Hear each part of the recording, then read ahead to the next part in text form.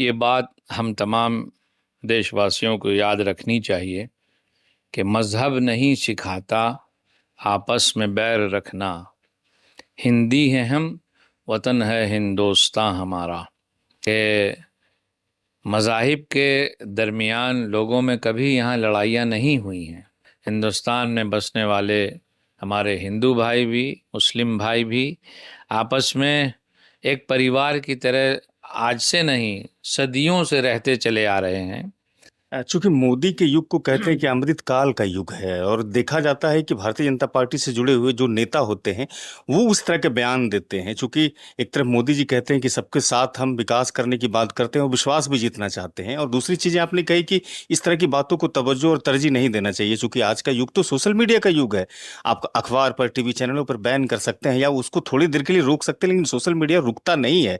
तो ये दो चीजें, मोदी जी का अमृत काल में इस तरह का भारतीय जनता पार्टी का नेता बयान देना, फिर उसके बाद कंट्रोवर्सी शुरू होना, तो ये नहीं लगता है कि मोदी जी सबके साथ सबके विकास और विश्वास की बात को कहीं ना कहीं इस तरह के बयानों को फीका करता है, उसका रंग जो है वो हल्का होता है। चूंकि मुसलमानों की बड़ी आबादी है इस देश में, हमारे प्रदेश में भी, लेकिन इस तरह की उसके लिए जब डायलॉग निकाली जाती है, बातें कही जाती है, तो मुसलमान नहीं लगता है कि उसके उसके आत्मविश्वास को, उसके आत्मसम्मान को भी चोट पहुंचता है, उसका जो आस्था है वो भी चोट पहुंचता है। चूंकि आपकी बातें देश भर के लोग सुनते हैं और कल ही जुमा भी है और कल ही होली भी है, तो आप अपनी तरफ से खासतौर से अल्पसंख्यक समुदाय या फिर हिंदू समुदाय को क्या कहना चाहेंगे? किस तरह अभी आप देख रहे हैं लगातार उत्तर प्रदेश से बिहार के बीच में होली और जुमे की नमाज के बीच का जो कंट्रोवर्सी है, वो नेता लगातार बयान पर बयानबाजी दे रहे हैं। तो कहीं ना कहीं एक इस पूरे बयान से ये दिखता है कि नफरत आज भी बरकरार है देश में। सबसे पहले ये बात हम तमाम देशवासियों को याद रखनी चाहिए कि मज़हब नहीं सिखाता आपस में बैर रखना। हिंदी हैं हम, वतन है हिंदुस्तान हमारा। तो ये जो लाइन कही गई है हिंदुस्तानी सभ्यता के बारे में कि मज़ाहिब के दरमियान लोगों में कभी यहाँ लड़ाइयाँ नहीं हुई हैं, ये इधर कुछ दिनों से जब राजनीति ने मज़हब ने राजनीति में अपना पूरा दखल कर लिया है, उस वक्त से कुछ लोग, चंद लोग, मुट्ठी पर गिने जाने वाले लोग, उनके द्वारा इस तरह की टीका टिप्पणी की जाती है कि माहौल थोड़ा सा गरमाए। लेकिन अल्हम्दुलिल्लाह हिंदुस्तान में बसने वाले हमारे हिंदू भाई भी, मुस्लिम भाई भी आपस में एक परिवार की तरह आज से नहीं, सदियों से रहते चले आ रहे हैं। और सदियों से होली, दिवाली, रमज़ान और इसी तरह से जुमा, ये सब पहले भी एक वक्त में एक साथ पढ़ते रहे हैं। कितनी दफ़ा खुद हमारी नॉलेज में ये बात है कि बहुत से मौक़ों पर होली और जुमे का दिन एक साथ हुआ, तो कहीं कोई टेंशन नहीं, कोई बात नहीं। हिंदू भाई मुसलमानों को गले लगाते हुए होली मना रहे हैं और मुसलमान भाई भी हिंदू भाइयों को मिठाइयाँ दे रहे हैं और त्योहार की मुबारकबाद पेश कर रहे हैं। तो कहीं कोई पूरे मुल्क में कोई दिक्कत नहीं है। ख़ास तौर पर अपने प्रदेश और भागलपुर में सारे लोग मिलजुल कर एक दूसरे के त्यौहार में शरीक होते हैं। जुमा अपनी जगह होगा, होली अपनी जगह मनाई जाएगी और दोनों ही तबके के लोग एक दूसरे का पूरा आदर करेंगे, रखेंगे, ऐसा हमको यकीन है।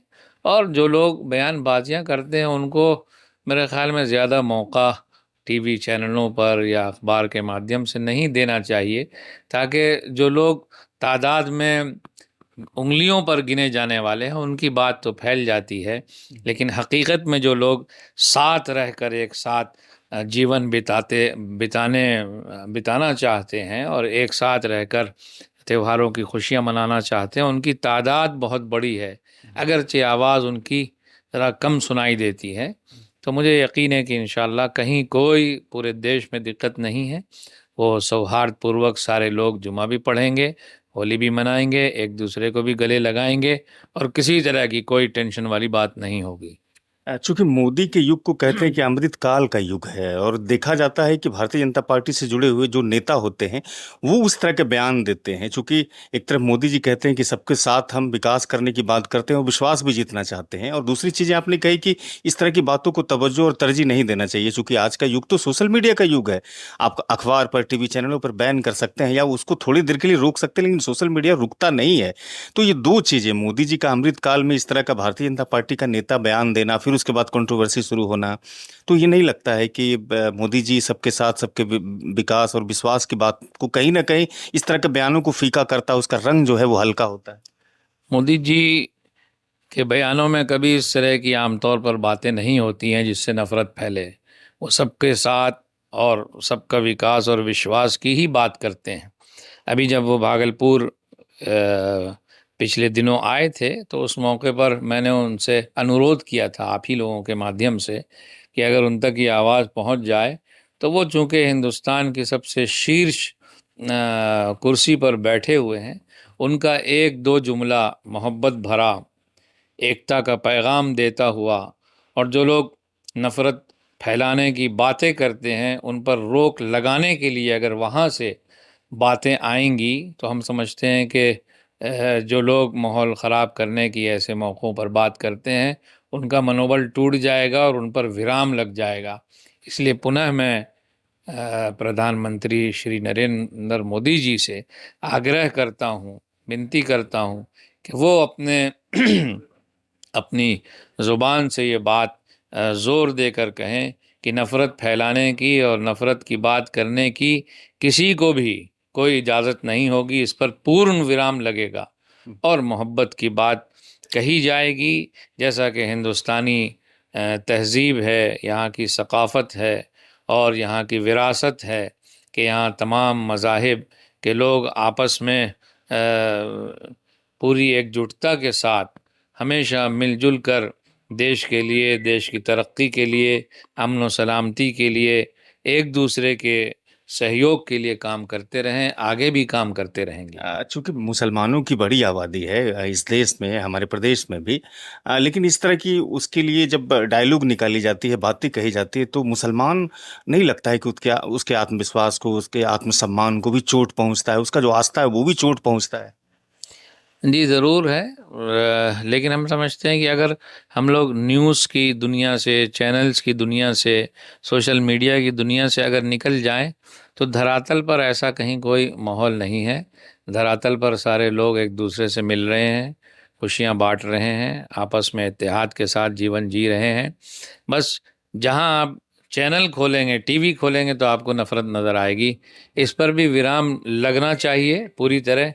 और मोदी जी अगर इस पर तवज्जो देंगे तो हम उम्मीद करते हैं कि ये माहौल हिंदुस्तान का इंशाअल्लाह ख़त्म हो जाएगा। हाँ, चूंकि आपकी बातें देश भर के लोग सुनते हैं और कल ही जुमा भी है और कल ही होली भी है, तो आप अपनी तरफ से खासतौर से अल्पसंख्यक समुदाय या फिर हिंदू समुदाय को क्या कहना चाहेंगे, मैसेज देना चाहेंगे? हाँ, होली रंगों का त्यौहार है। सबसे पहले तो मैं हिंदू भाइयों को मुबारकबाद पेश करता हूँ और उनकी खुशी में शामिल होता हूँ। उनसे अनुरोध करता हूँ कि आप लोगों के द्वारा कोई ऐसा कार्य ना किया जाए जिसकी वजह से जो रंग से बचना चाहते हैं उन तक रंग पहुँचे और अननेसेसरी कोई बात उठे।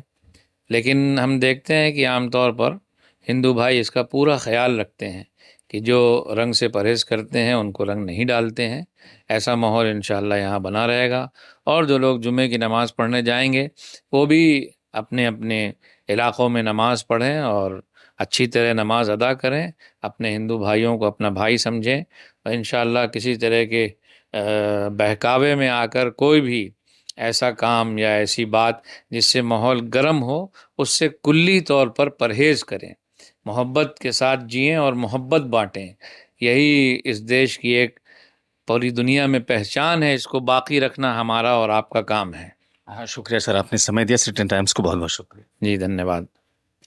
दर्शकों से भी ये अपील है सिटी टाइम्स के माध्यम से, और खासतौर से जो सज्जादा नसीह साहब हैं, सैयद शाह फखरी आलम साहब का भी ये अपील ही है लोगों से कि सियासतदानों और टीवी चैनलों और तमाम चीज़ों को ना देखते हुए आपके सतही तौर पर जो भाईचारगी है उसको आप देखिए, और जुमे की नमाज भी पढ़िए, और लोगों को होली भी मनाने की पूरी आज़ादी हो और लोगों को नमाज पढ़ने की भी पूरी आज़ादी हो। इस वीडियो को अधिक से अधिक साझा कीजिएगा। जानकारी के लिए बताते चलें कि आज ही जिलाधिकारी डॉक्टर नवल किशोर चौधरी और जो भागलपुर जिले के एसएसपी हैं हृदयकांत जी, वो फ्लैग मार्च अभी शुरू किए हैं स्टेशन से, और पूरे शहरों में भ्रमण करेंगे, और प्रशासन का भी बस वही उद्देश्य है कि लोगों के बीच में शांति हो, भाईचारा हो।